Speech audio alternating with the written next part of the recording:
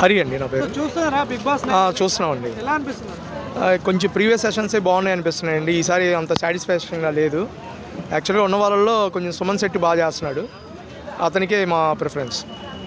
అంటే ఇప్పుడు సెలబ్రిటీస్ బాగా ఉందా లేకపోతే కామెడీస్ బాగా చేస్తున్నారా? అంటే కామెడీ అంతకేం లేదండి. అంత ప్రీవియస్ 2007లోనే బాగుంది, ఇప్పుడు అసలు ఏమీ అంతగా అనిపించలేదు. కన్సిస్టెన్స్ కూడా అంతకుముందు వాళ్ళు అయితే వెల్ నోటెడ్ అందరికీ, ఇప్పుడు కొత్తగా ఉన్నారు. అసలు వాళ్ళు ఎవరో కూడా చాలామందికి తెలియదు. వాళ్ళు ఇంట్రడ్యూస్ చేసుకోవాల్సిన సిచ్యువేషన్ వచ్చింది. అంటే ఇప్పుడు కామనర్స్ అని కొత్త కాన్సెప్ట్ తెచ్చారు కదా, ఎలా ఉంది? Not satisfied. నాగార్జున అన్న ఒక చిన్న రిక్వెస్ట్, నెక్స్ట్ కన్సిస్టెంట్ని పెట్టేటప్పుడు కొంచెం మంచిగా అందరికీ తెలిసిన వాళ్ళని పెట్టండి అన్న. వీళ్ళు ఎవరెవరో కూడా తెలియదు.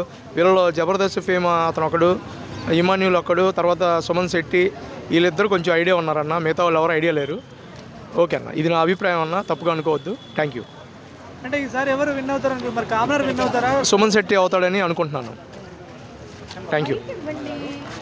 హాయ్ అన్న. సో చూస్తున్నారా బిగ్ బాస్ 9 ఎలా అనిపిస్తుంది?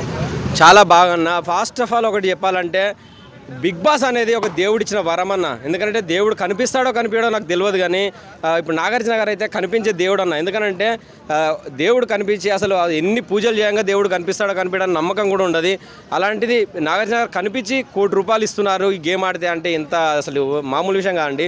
ఎన్ని తపస్సులు చేసినా కూడా దేవుడు ఒక ₹1 కోటి అయితే కాదండి, కనిపించడమే గగనం. అసలు ఇంకా వరం ఇవ్వడం అంటే ఇంకా గగనమే. బిగ్ బాస్ లో గోదామని ఏమైనా చూస్తురా? ఒకటండి, నాకైతే అలాంటి ఒపీనియన్ లేదండి. నా ఫ్రెండ్స్ 2-3 ఉండే, వాళ్ళు వెళ్తారనేది చాలా ఆశ ఉండే. ఎందుకంటే ఉప్పల్ బాలు కానివ్వండి, మల్టీ స్టార్ మన్మధరాజా కానివ్వండి, మరి ఇంకొందరు కానీ చాలామంది కూడా వాళ్ళు వెళ్తే బాగుండని అనుకున్నాను.